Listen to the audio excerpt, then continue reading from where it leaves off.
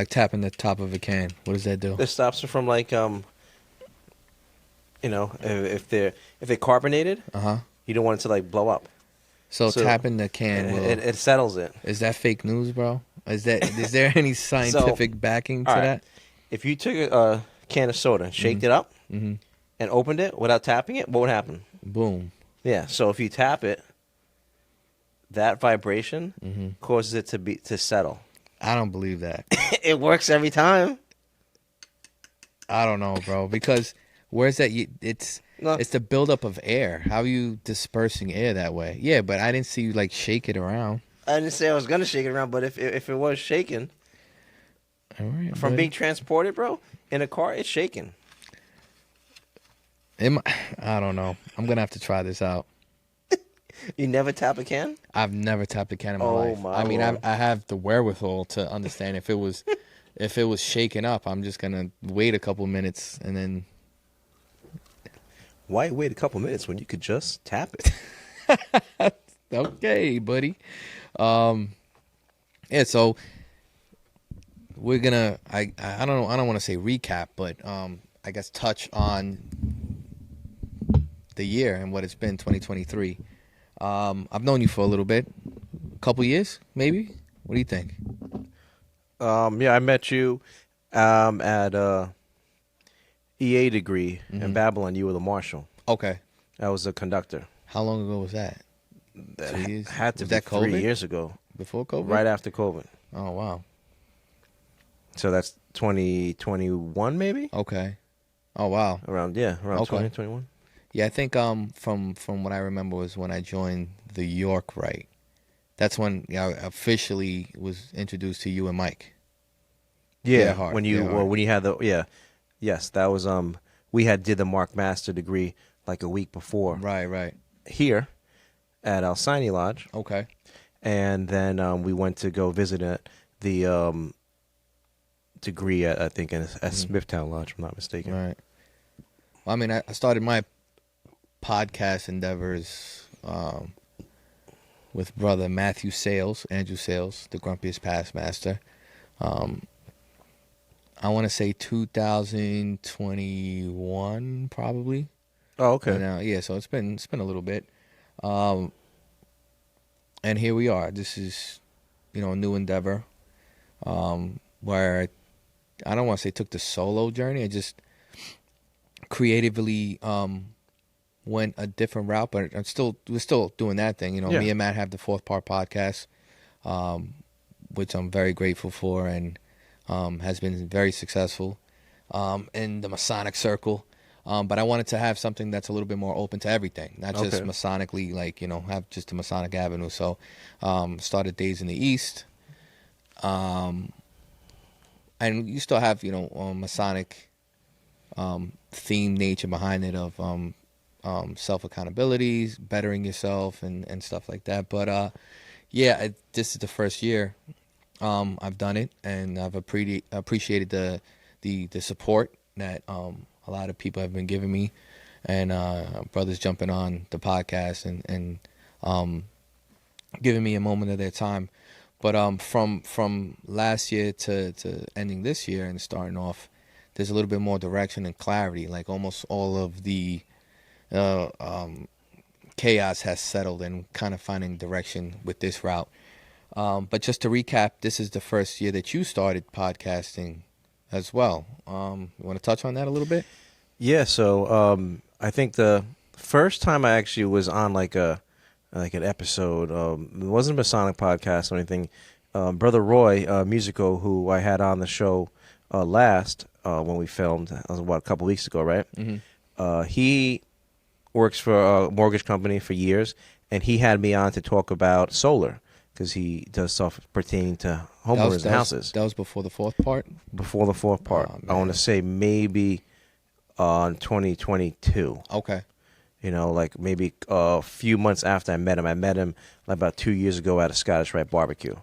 And we just hit it off, talking about esoteric stuff, just vibing ever since of our experience with the Scottish Rite. And that was the first time I was on something, on camera, in my adult life, right? And which is great. Just talking about solar, more like the business part. So now, when you guys want to do the 4-part podcast at one of the lodges, that was my first time on like an official podcast where it wasn't like an interview. He interviewed me. Right. I was on 20 minutes, Oh, right? okay, I got you. Questions about solar, just to make clips to educate homeowners. Hmm. So this was like, and we did like 3-4 episodes. That was like, Yeah. so that was great because I guess it got to a point in my life where I was confident enough with Hmm. myself and my voice, meaning to have your voice to be able to just speak, where I was able to do it. And I don't know, how did I do, right? Like, was it good? It was good. I mean, So, people watched. okay. It was good. People watched. I hope they watched. So then after that, I was talking to one of the brothers, and we were kind of talking about creating a show, and it never really took off the ground, right? So we were, both busy with work and stuff, and I've been busy with school, and so I had the thought of creating Maldo's Magic. Hmm. And one of the brothers, he said, "Oh, you should make a TikTok," and I was totally against him. Like, what is TikTok? I don't have time for that. I read books and meditate. And so then I created TikTok and started recording little shorts, and then gained more confidence to a point where I'm like, I'm doing my own podcast. And so, I think the confidence was gained from being on the 4-part podcast. So thank you guys for having me on there. Of course, And believing in me, right? And supporting me too. And then stepping in to help out with the tarot class at Buddha Belly Records in Sable at Brother Mike's spot. That even, intensified and added to the confidence level of being speaking in front of people that were non-Masons, right, public, and in front of the camera. So I think this year is a big year of growth for me. Hmm. No, I could see it. I could definitely see it. To see, I've been blessed enough to see the transition, and it's inspiring, bro. To see you get out there and just put it out there and be yourself. I'm a big critic of myself, and a lot of times there's episodes I'll shoot, and I'm like, I don't like the way I said this, I don't like the way I said that, I don't like the way I sounded, that color doesn't look right on me. There's a bunch of times where I'm very critical of myself, but we could be the our biggest roadblock, our biggest obstacle, and to see you shed light on things that you're interested in, or subjects that again, that you're interested in, and you just put it out there. I'm like, you know what, just do it. So I appreciate the inspiration and the stuff that comes behind that. Also the support to just be yourself. A lot of people, they hide behind this veil, and they present the world their representative and not who they are. So that's one of the things that I admire, which I want to touch on this quote we were talking about before. And it says right here, and I don't know the genesis of this quote, but a lot of us walk around like we're trying to convince our shadows that we're worth following. What do you got from that? Yeah, so basically that that's pretty deep, that that we're worth following. You convince our shadows, when the shadow is supposed to just be the the part of us, right, that negative aspect of us. Mm-hmm. Right, what the light gives off, that backdrop, that part. So it's like for your shadow to chase when it should be the other way around. Right. And with that, light causes a shadow. So your back is towards the light if you're talking to your shadow, and you're not really focused or in the direction of enlightenment or obtaining your greatest self. Walking the well-lit path. You're almost looking behind you at what was, and overanalyzing certain things that you should be doing or things that you've done. And it's paralyzing, like paralysis by analysis. Oh yeah. So, and then to try to convince your shadow that you're worth following when it's a part of you. It's very deep, and I love it so much, because that shows you're not sure of yourself. Yes. These things that are yours regardless. Why are you trying to convince it that your worth or your of ability, you know, just do it. And if it doesn't work out, it doesn't work out. If it does work out, even better. And just the constant attainment of the best version of yourself should be the objective. But in practice, if you don't actually just do it and you spend time trying to convince people or things, oh, this is the right thing, this is the right thing, when they may not even have a place in that journey.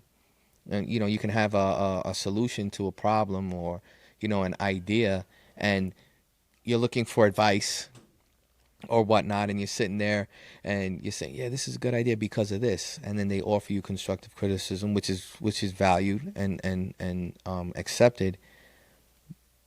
But then you almost try to convince them that's for that reassurance or that cosign. Just do it. You know, I've seen plenty of times some of my biggest supporters aren't my friends. They're people that I've met on that journey, because people put you in a box of how they see you or how they've witnessed you grow or whatever it may be. They've taken who you are in a moment in time, and they've fabricated this thing that fits in their comfort scale, and they say this is who you are. But as you journey through life, that changes from time to time to time to time to time, and sometimes growth can be uncomfortable, you know. And if you're constantly doing things to better yourself, you're not going to fit in that box at some point in time, you know. So don't always look for the support. The support will come. Just go out there and do it. So now, how does that relate to you spoke? We had past conversations about people keep you around or they like you because you know you're predictable. Mm-hmm. So how does that now relate to being predictable? So now you don't want to stay in the box. So, Mm-hmm. but if you're not predictable, meaning if you know this is a person that could be in any situation, they're not going to go crazy. They could control Mm-hmm. their drinking, you're not going to start fights. Then sometimes you kind of Also, want them in that box. well, predictability, I think, well, there's a selfish connotation to that. Okay. But predictability, when I say that, I mean your character. Certain things like what we touched on, Brother Washington's quote. Some people's moral character, their virtue cannot be bought. Who they are is who they are. So in regards to your character, how you conduct yourself and you know, being a vehicle of honor and things of that nature, that's the predictable part.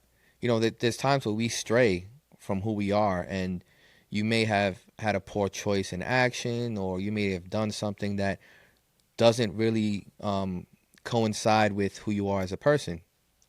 You want your friend to step up and say, hey, listen, you know, you're doing this, you're kind of off the beaten path. I know this is not who you resonate as a person.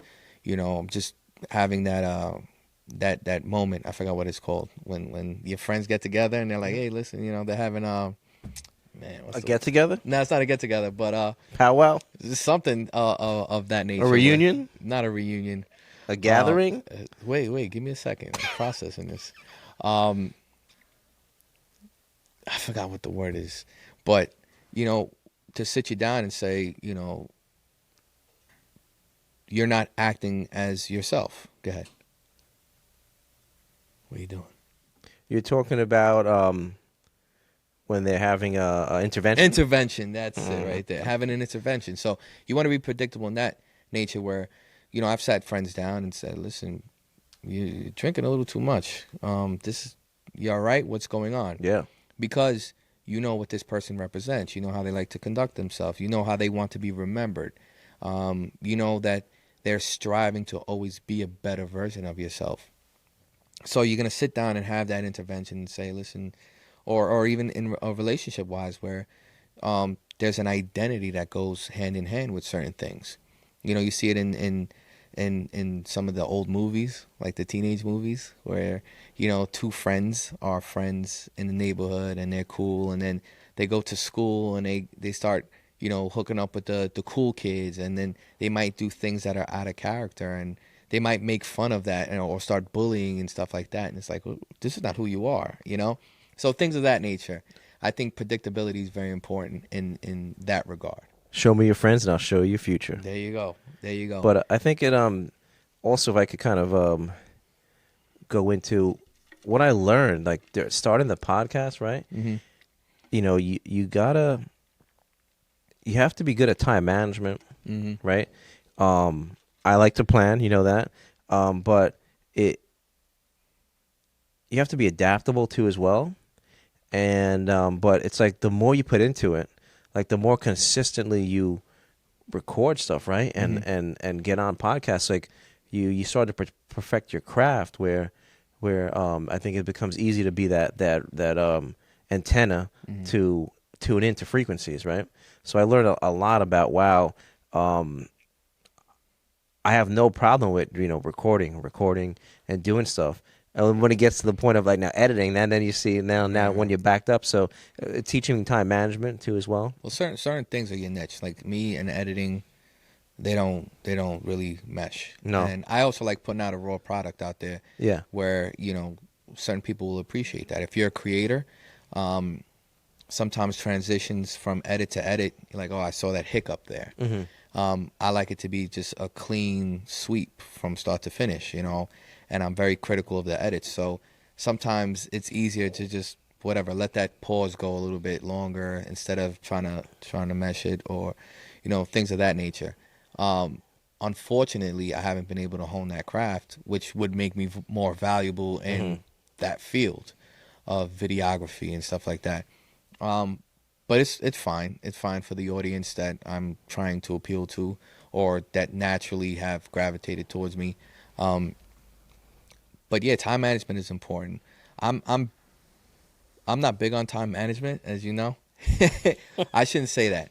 I go. We'll start at when we start, but I'm very big on catching a feel, catching a vibe, and not being a prisoner to the time, but more to the vibe. If I know that I'm going to be shooting a podcast on Tuesday, I'm not saying, all right, from 12 to 1, we're shooting.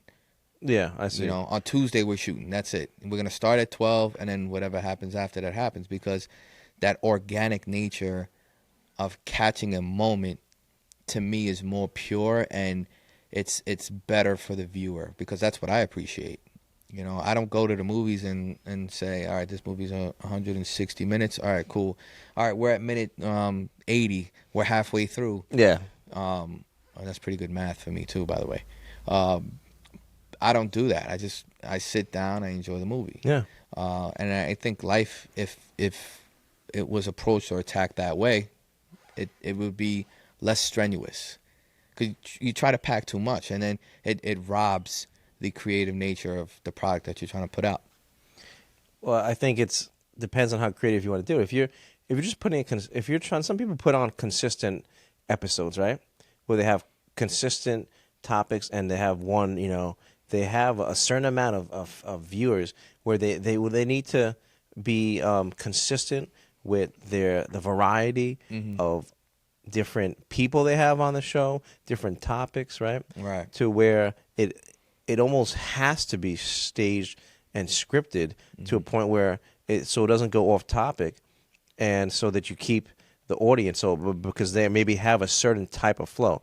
The creative flow that you have is just this is just your creative flow, and that's what makes the podcast unique Mm-hmm. because it's not as scripted because it's trying to find that pure raw creative moment where sometimes you can't get it in that one that's just like rapid fire. All right, we do this episode. Okay, next Mm-hmm. episode next. Where those are probably a little more restrictive to being because it's like I do it sometimes on my podcast. I was getting to a point where I was just creative, just flowing the conversation. Then I figured, well, you know what? It got a little bit on tangents in some of them. So then I would start scripting it with questions, Right. so that it could be more like an interview with the person. Mm-hmm. But then is that really a conversation? Well, if it depends too. I mean, are you chasing the audience or are you chasing the content? I like to structure this more where you appreciate human connectivity and the art of conversation, not so much interview style. Um, but that's important too. If you have somebody that you're speaking to that is a plethora of knowledge. I mean, you're very knowledgeable on the tarot and all those other things. Mike According LaRocco. to Kabbalah. Yeah, Mike LaRocco. Yeah. But also, too, you guys are great people who I enjoy sitting down talking to. And it's entertaining. Like, I know you have a bunch of stuff that you want to talk about that's very interesting, but at times we spend more time laughing than anything else. Or even like with Mike, sometimes I'm sitting there with Mike, and he'll say something that's off tangent, off topic, and that's more interesting than what he's talking about, because I appreciate his thought process, not what he knows, but his thought process. Frank's another one. Jeremiah's another one. Renee's another one. Renee knows so many things, and he reads, an avid reader. He's gone through things in life. He's experienced gain. He's experienced loss.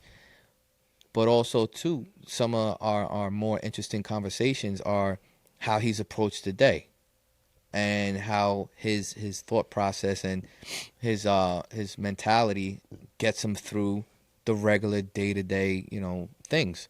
And I find more people can relate to that. When you go through interview style podcasts and you're just learning information, that's cool for that place and time. But when you can sit with somebody and see how they approach the day with that knowledge and how they blend it into moving around, Yeah. I think that's more beautiful and more relatable. And I think that those type of episodes or that type of content will withstand the test of time. All these things, aliens and all that other stuff, or esoteric teachings and the spiritual practices, that's good as long as you're interested in that. But people have interests that come and go. I might be interested in the Avengers movies this year, and then next year the Fast and Furious series, and then your interests grow with you and they come and go. But your day-to-day living it's always going to be the same thing. Is it? I mean, not really, but for the most part, the conflicts that you encounter on a day-to-day, it's really the same. That self-talk for the most part is really the same. And when you can shed light on people who are interested in the subjects that we're interested in and how they blend that into the day-to-day, I think you can probably hit a wider audience than just somebody who's interested in the Kabbalah, or Catholicism or Judaism or anything of that nature. You kind of box yourself in there. But when you could talk about all those things and blend them in and coexist, I think you're more of a utility player than just in your corner of the field. I agree. I agree. So, going back to your podcast endeavors, how have you seen yourself grow from the first episode to the last? And what approach are you going to take going forward? Have you found your niche yet? Talking less.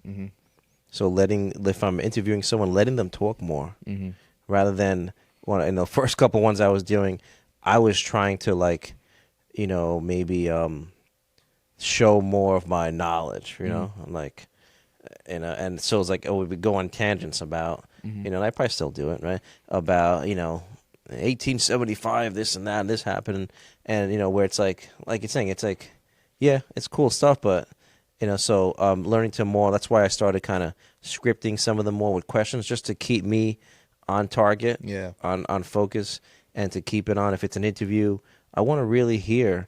I'm doing this because I really want to hear what this person has to say, right?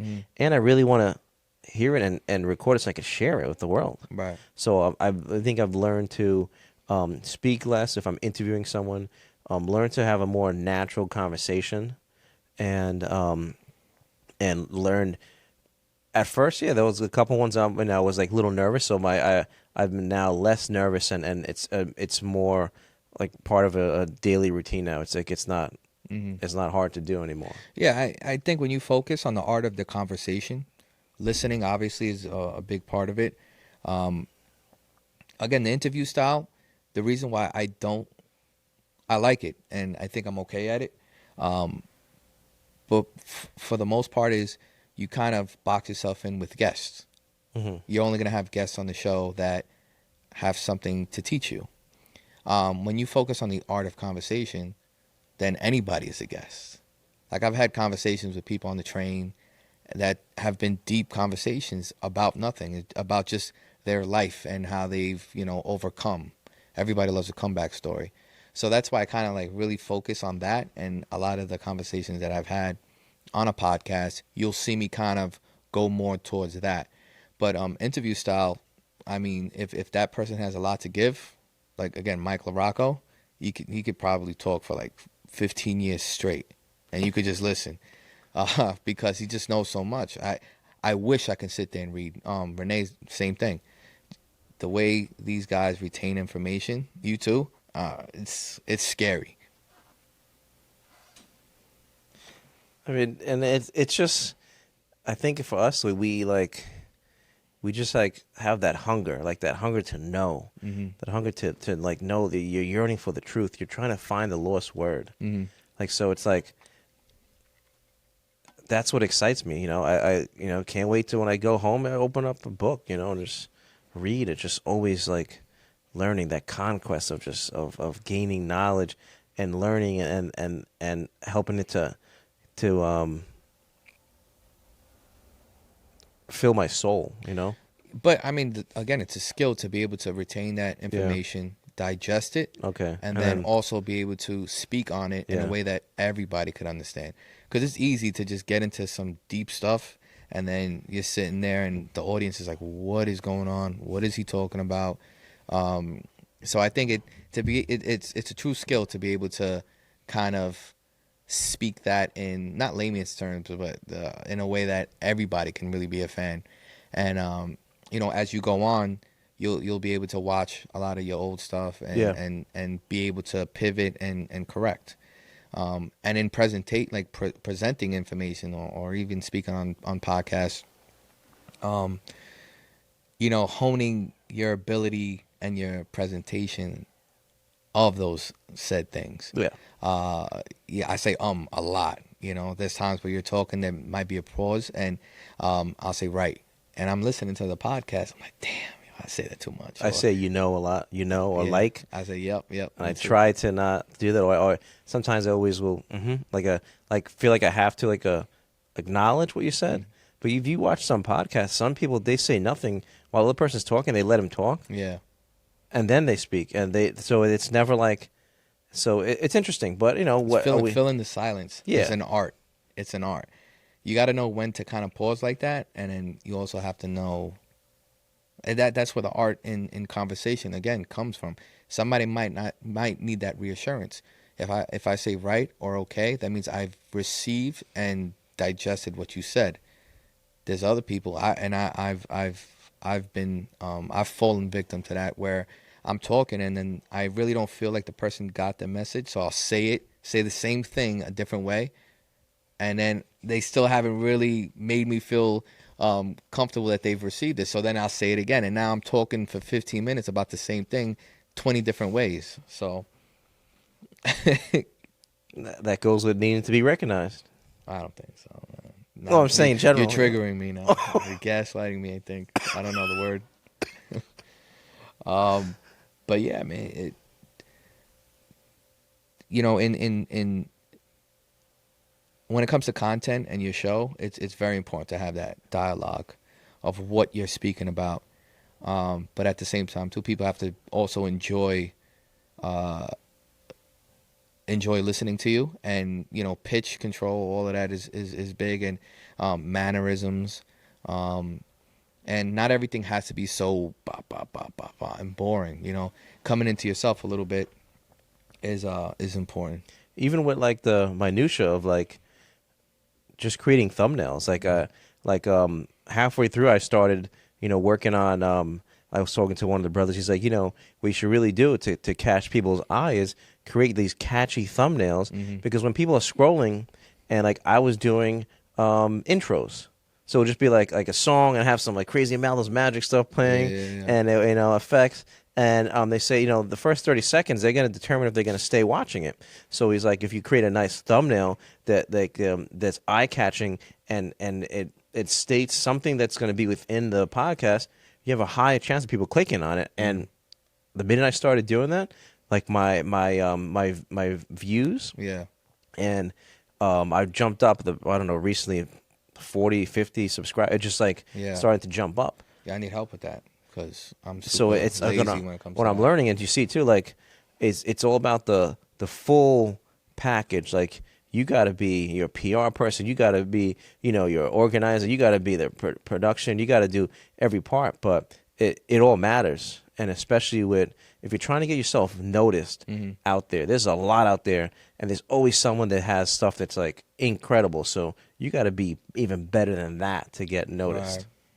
Right. So how do you see that and compete, but at the same time maintain the originality of Yeah, so who like what you I've are? been doing is if you look at them, when I create my thumbnails, there's a certain way I do it, depending on the person or the theme, and then I'll use like certain similar fonts to give like a quote. If it was say you saying something, Scottish Rites Mystery School, and like that, I know. But if it's on tarot, it'll be like this card represents that. So you try to make it where it's always the same style. Right. Might be different pictures because it's a different theme, different person on the show. Mm-hmm. But I try to.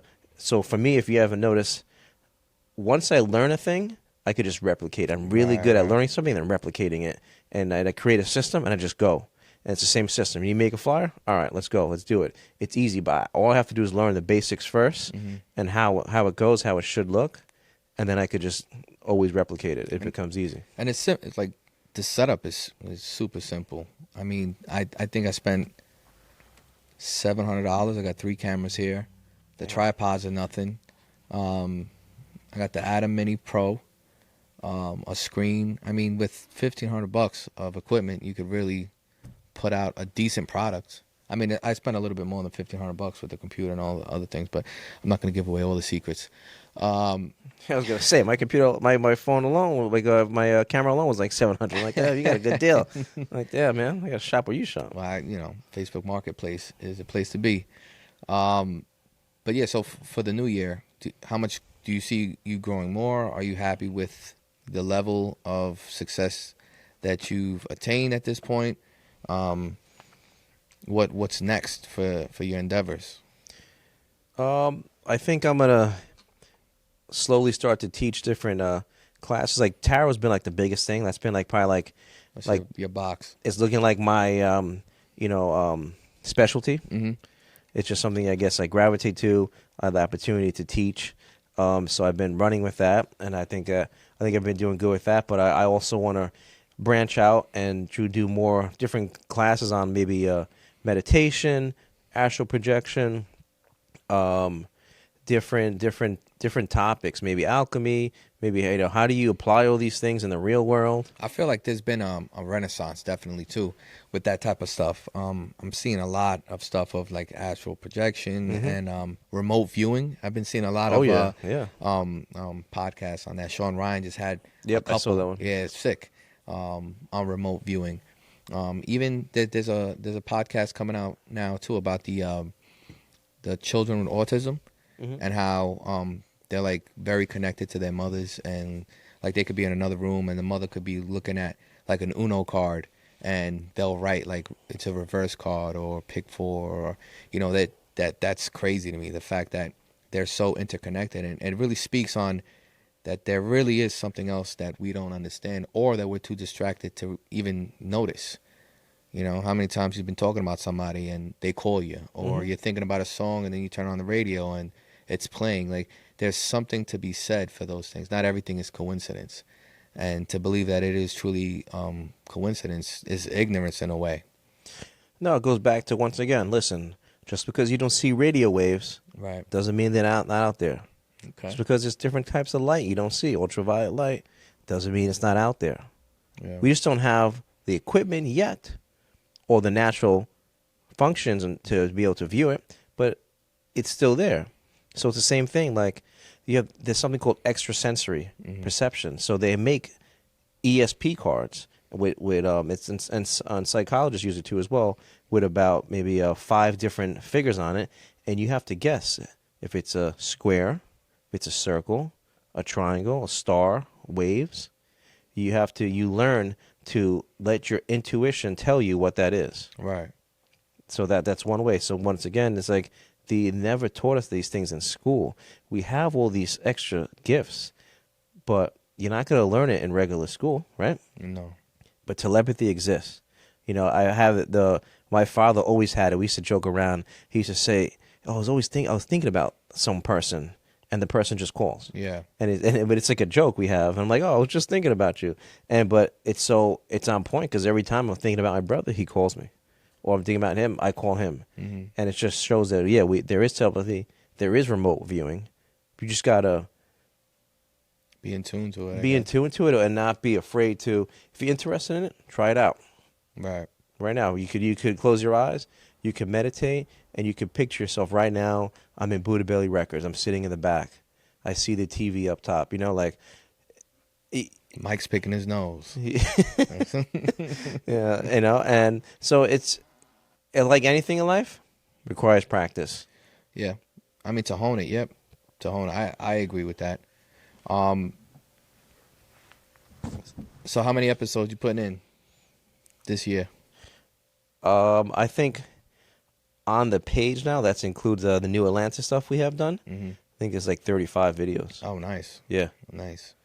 They might include some shorts, or maybe not. I think shorts are separate. Okay. So I might have so what I've been doing is if I create a episode, I create some shorts, as you probably have seen before, put them on TikTok, take the same short, put it on Instagram, goes to Facebook, and then I put it on YouTube. And what distribution site do you use for that? Is Podbean or?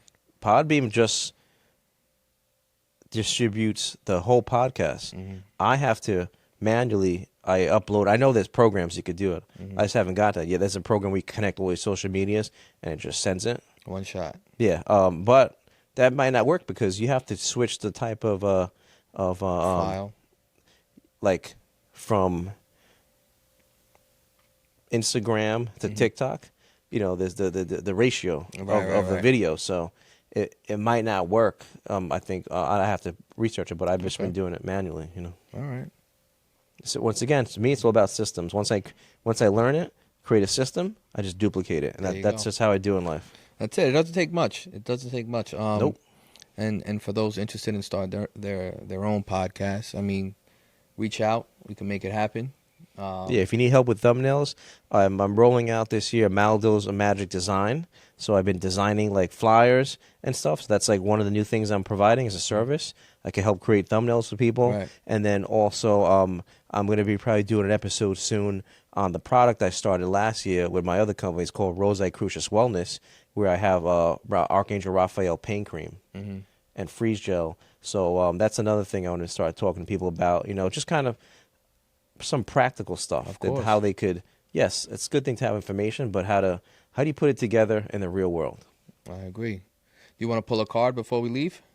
All right, let's do it. I was guided to bring this deck. This is the Golden Dawn deck, created by Israel Regardi, and Robert Wang was the one that did the artwork. So for some reason, it's in my room. It was staring at me today, and I'm like, all right. I don't use it often. I don't bring it out a lot, so something's telling me to use it. Okay. So let's get into use it. So now, do we just want to do a reading for the new year, or what do you? Yeah. What are you thinking? That. Yeah. I mean, you tell me, bro. You're the professional. Well, I mean, I'm used to doing readings for people, so I could do. We could do it for the new year. That's no problem. And then also, if anybody's interested in getting in contact with my man over here, you can find him at Jonathan23 Maldo 11. That's on my Instagram. Maldo's Magic on Instagram too as well, and TikTok Maldo's Magic, Maldo's.magic. And what would you say you specialize in or practice? I practice meditation, guided meditations, tarot. I could do space and house cleansings too as well, and esoteric and occult studies too as well with ceremonial magic. So wide range. If you want to learn contemplative stuff, some scriptures, some prayers to do, So just And anything that has to do with spirituality, really. you offer classes, where and what days? Yeah. So right now, all for classes, doing a Tarot Academy every first and third Wednesday at Buddha Belly Records in Sayville, New York, Long Island, and on the off Wednesdays when I'm available, I'm doing tarot readings at the same spot. You could either call, make an appointment, or just come on down. And Monday evenings too, as well, at the same place. I'll be doing tarot readings there. So we cut down the classes to just twice a month, so we could kind of do more, help and just give more readings now. 'Cause a Right. lot of people have been asking for that. So. Okay. Okay. So generally, you shuffle the cards. Yep. How's that go? Yeah. So basically, you shuffle the cards, and you could do, there's a lot of different types of pulls, really. On some of the past classes, we did a 16 card pull for Jimmy, right? Mm-hmm. And that was cool. It was interesting. When you're just doing like 2 card, 3 card reading, or Celtic Cross, you're kind of you're going a little more deeper into finding out the question, the reason behind it, what's stopping them, what's going to be supporting them. So for these stuff, I try to do maybe it's like a basic 3 card reading. Right. It could be the past, present, future. Or I've been starting the new Maldos pull, which is called the 4 card reading. So that I do that more of like a story, like 4 seasons. So think of it as like 4 chapters. Got it. That's another one I've been doing. So if you want, we could do that one. Yeah, I mean, I'm all game, bro. You're all Whatever game. Yeah. All right, he's all game. All right. So if we had a table, that'd be great. You want to use this one right Yeah, here? I'll pass to you. Okay. Okay. All right. Cool.